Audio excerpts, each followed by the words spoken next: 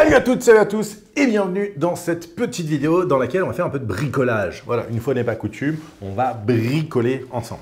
Il y a quelques temps, on a reçu notre première FX6, on était très contents, c'est une chouette caméra, vraiment super cool.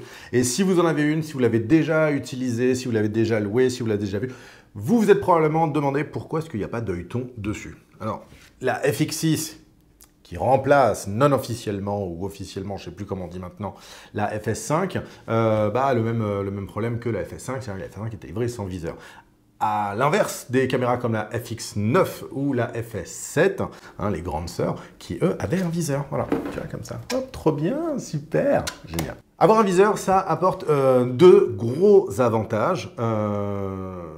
Limite 3, mais deux gros avantages. Le premier, évidemment, c'est de se protéger du soleil. Le deuxième, c'est d'avoir un troisième point d'appui. Hein, quand vous prenez votre caméra à deux mains, le fait d'avoir l'œil collé au viseur, ça vous donne un troisième point, ça vous donne plus de stabilité. Et c'est pas plus mal avec une caméra qui n'a pas de stabilisation en interne. Ça pourrait également, le viseur, vous aider par exemple à faire le point, mais on sait tous que ces deux petits bébés font le point magnifiquement bien toutes seules, si vous leur donnez une optique compatible. Voilà. Donc nous, on s'est dit, il faut absolument qu'on mette un viseur.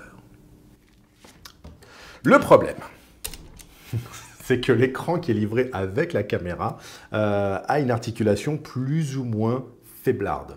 Voilà. Donc, je ne sais pas si on voit, mais hop là, hein, c'est pas ouf. Alors, sachant que déjà de base, l'écran a tendance déjà à glisser tout seul à l'utilisation. Si en plus on lui rajoute un viseur comme ça, le truc il sera en PLS, collé contre l'optique, enfin... c'est mort. Donc, il nous fallait une solution. Heureusement, on a trouvé un kit de modification pour la FX6 qui permet d'avoir davantage de tenue dans l'articulation. Alors, on les a fait sur les autres FX6. Ça, c'est la dernière. Et perso, je ne l'ai jamais fait. J'ai vu un tuto en ligne.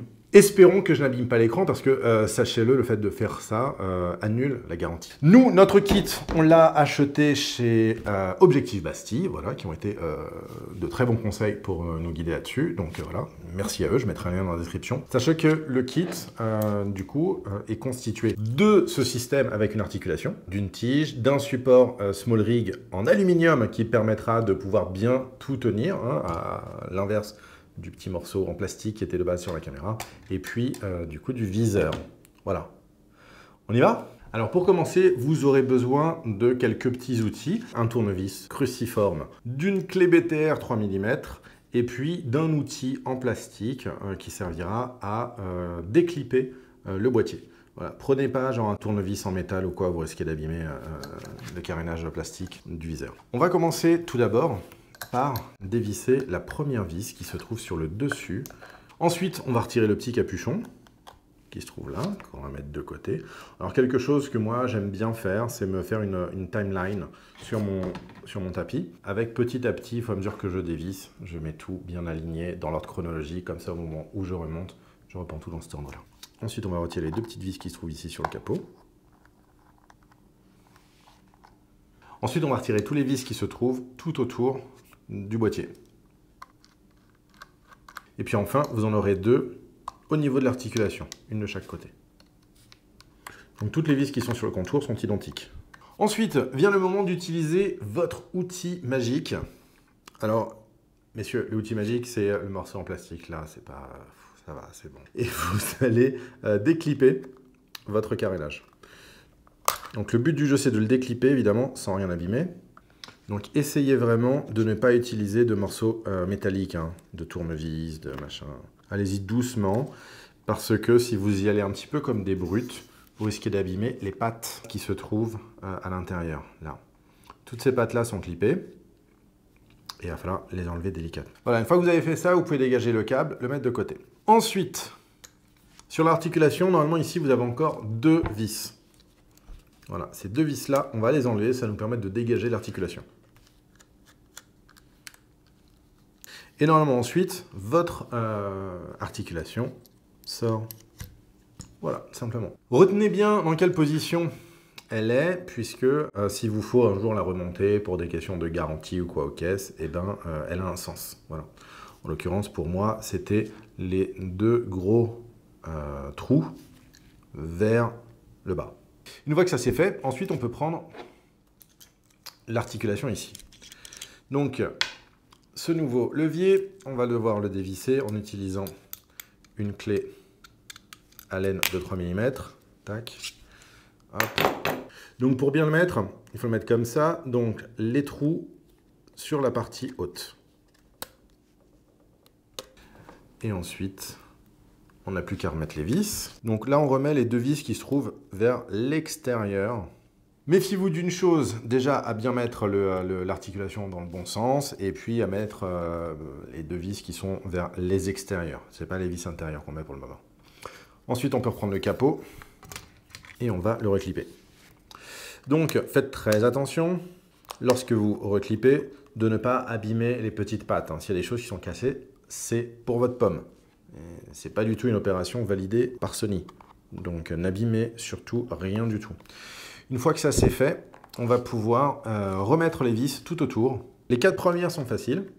Les 2 dernières, c'est une autre paire de manches. Du coup, elles sont vraiment de travers et elles sont plus ou moins bloquées par l'articulation là.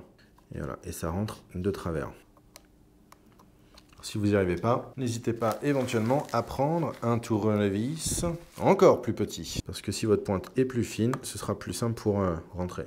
Parfait! Voilà. Une fois que ça c'est fait, il vous reste simplement à bien rentrer tous les câbles à l'intérieur, à mettre votre viseur avec le côté arrondi ici vers le haut, hein, pas vers le bas, parce que sinon ça va nous gêner pour mettre les autres éléments un peu plus tard. Attention, ces vis-là ne sont pas les mêmes que celles qui sont utilisées pour le contour du viseur.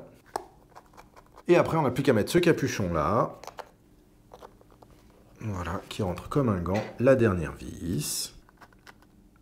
Alors sachez, quand on met des petites vis comme ça, si on ne veut pas que ça sort, hein, que les vis se dévissent toutes seules, on peut mettre une micro goutte de vernis à ongles. Bref, notre viseur est fait. Maintenant, il me faut une caméra.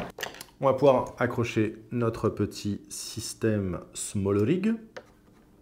Et on va pouvoir mettre le viseur. Avec la clé Allen 3 mm, vous serrez votre viseur. Et ensuite, vous remettez la petite bague au bout. Voilà. Là, normalement, on est bien. Là, ça ne bouge plus. Vraiment, c'est extrêmement rigide. La possibilité de pouvoir, évidemment, toujours articuler hein, sans problème ici. Mais en tout cas, là, le viseur, vraiment, est top. On va le rebrancher. Et lui mettre la loupe. Et voilà. Et ça ne bouge plus. Ça, on n'a plus besoin. On le garde pour au cas où la caméra doit aller faire un tour après un jour en SAV, je sais pas. Voilà, en tout cas, c'est comme ça que ça marche. J'espère que vous aurez appris quelque chose et que surtout, vous n'aurez pas abîmé le viseur de votre FX6 ou brûlé votre grand-mère parce que mes explications étaient un peu vaseuses. J'en sais rien. En tout cas, je n'en serai pas responsable. Pauvre mamie. Moi, je vous dis à très bientôt dans une prochaine vidéo. Et d'ici là, portez-vous bien. Ciao. Et voilà. Ça y est. La vidéo est finie, on peut couper.